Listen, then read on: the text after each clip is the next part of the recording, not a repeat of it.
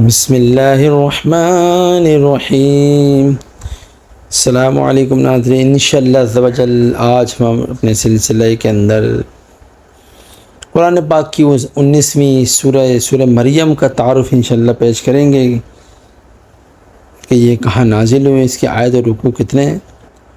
سورہ مریم مکہ مکرمہ میں نازل ہوئی اور رکوع آیت کی تعداد اس صورت میں 6 رکوع اور 98 آیتیں ہیں۔ مریم نام رکھنے کی کیا وجہ ہے؟ اس صورت میں حضرت مریم رضی اللہ تعالیٰ عنہا کی عظمت، آپ کے واقعات اور حضرت عیسیٰ علیہ السلام کی ولادت کا بیان کیا گیا ہے۔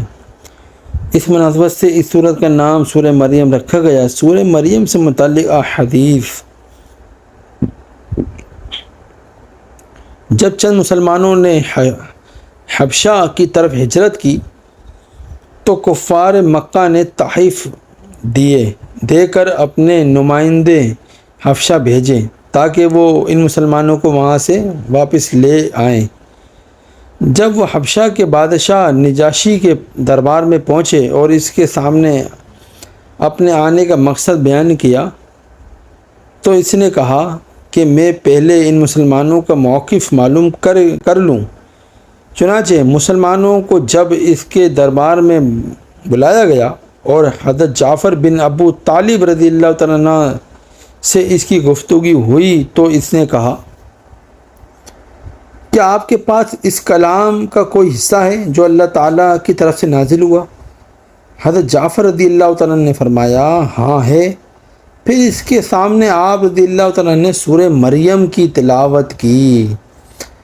ام سلمہ رضی اللہ تعالیٰ فرماتی ہیں، اللہ عز و جل کی قسم، نجاشی سورہ مریم سن کر اتنا رویا کہ اس کی داڑھی بھیگ گئی، اور اس کے دربار میں موجود لوگ جن کے سامنے مصحف کھلے ہوئے تھے اتنا روئے کہ ان کے مصحف بھیگ گئے۔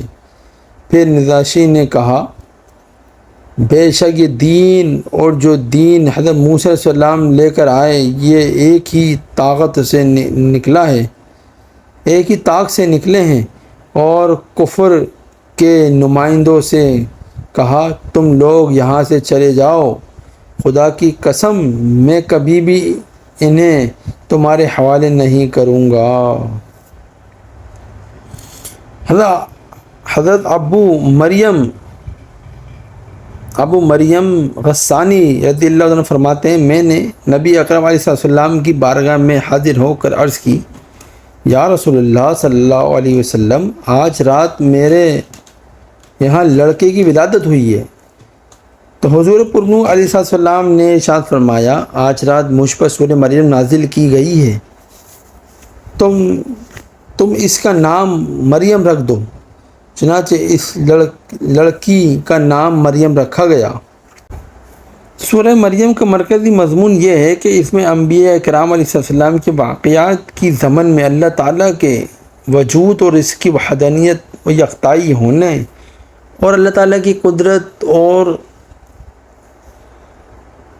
قیامت کے دن مخلوق کے دوبارہ زندہ ہونے اور اعمال کی جزا اور سزا ملنے کو ثابت کیا گیا ہے۔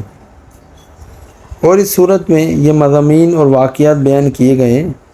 حضرت زکریا علیہ السلام کے فرزند حضرت یحییٰ علیہ السلام کی ولادت کا بیان کیا گیا ہے، اور یہ واقعہ اللہ تعالیٰ کی قدرت کی بہت بڑی دلیل ہے، کیونکہ حضرت یحییٰ علیہ السلام کی ولادت اس وقت ہوئی جب کہ آپ کے والد حضرت زکریا علیہ السلام کی کافی زیادہ عمر کو پہنچ چکے تھے، اور آپ علیہ السلام کی والدہ بانجھ تھیں، اور ایسی صورتحال میں عادت کے برخلاف حضرت یحییٰ علیہ السلام کی ولادت ہونا اس بات کی دلیل ہے کہ اللہ تعالیٰ ہر چیز پر قدرت رکھتا ہے۔ نیز حضرت زکریا علیہ السلام کی نیک بیٹے کی مانگی ہوئی دعا مقبول ہونے اور حضرت یحییٰ علیہ السلام کو بچپن میں ہی منصب نبوت سے سرفراز کیے جانے کا ذکر ہے۔ اس کے بعد حضرت عیسیٰ علیہ السلام کی ولادت کا واقعہ بیان کیا گیا ہے کہ اللہ تعالیٰ نے فطری طریقے سے، جداگانہ طریقے سے اپنی نیک بندی حضرت مریم علیہ رضی اللہ تعالیٰ عنہا سے اپنے بندے حضرت عیسیٰ علیہ السلام کو بغیر باپ کے پیدا کر دیا، اور یہ واقعہ اللہ تعالیٰ کی عظیم قدرت کی دوسری بڑی دلیل ہے کہ انسان کو پیدا کرنا مرد اور عورت کے ملاپ پر ہی موقوف نہیں، بلکہ اللہ تعالیٰ چاہے تو مرد اور عورت کے ملاپ کے بغیر بھی انسان پیدا کر سکتا ہے، اور خالق حقیقی اللہ تعالیٰ ہی ہے۔ حضرت عیسیٰ علیہ السلام کی ولادت کے وقت حضرت مریم رضی اللہ تعالیٰ عنہ کو دی جانے والی تسلی اور ان پر کیے جانے والے انعامات کا ذکر کیا گیا ہے۔ یہ بیان کیا گیا ہے کہ حضرت عیسیٰ علیہ السلام کی ولادت کی وجہ سے حضرت مریم رضی اللہ عنہ نے کس طرح لوگوں کے طعنے و تشنیع اور ملامت کا سامنا کیا، اور کس طرح حضرت عیسیٰ علیہ السلام نے جھولے میں اپنی والدہ کی پاک دامنی بیان کی اور اپنی نبوت کا اعلان فرمایا۔ حضرت عیسیٰ علیہ السلام کی ولادت سے یہودیوں اور عیسائیوں پر اختلاف پڑنے کا ذکر ہے۔ حضرت ابراہیم علیہ السلام کے اپنے عرفی باپ آزار سے بتوں کی پوجا کے بارے میں ہونے والی بحث کا بیان کیا گیا ہے، اور آپ کی زوجہ محترمہ حضرت سارہ رضی اللہ تعالیٰ کے بانجھ ہونے کے باوجود ان کے وہاں 2 بیٹوں حضرت اسحاق اور حضرت یعقوب کی ولادت اور انہیں نبوت ملنے کا ذکر کیا گیا ہے۔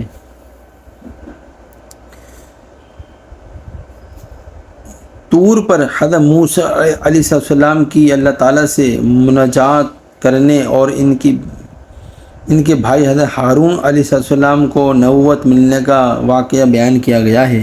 حضرت اسماعیل علیہ السلام کا ذکر کیا گیا ہے کہ وہ وعدے کے سچے تھے اور اپنے گھر والوں کو اور اپنی قوم جرہم کو نماز اور زکوٰۃ کی ادائیگی کا حکم دیتے تھے۔ حضرت ادریس علیہ السلام کے واقعے کی طرف اشارہ کیا گیا ہے، اور یہ بیان کیا گیا ہے کہ اللہ تعالیٰ نے حضرت آدم علیہ السلام کی ولادت میں سے ان انبیاء اکرام علیہ السلام پر انعام فرمایا اور انہیں لوگوں کی طرف رسول بنا کر بھیجا۔ سبحان اللہ۔ ناظرین، کتنے پیارے اس کے فضائل ہیں۔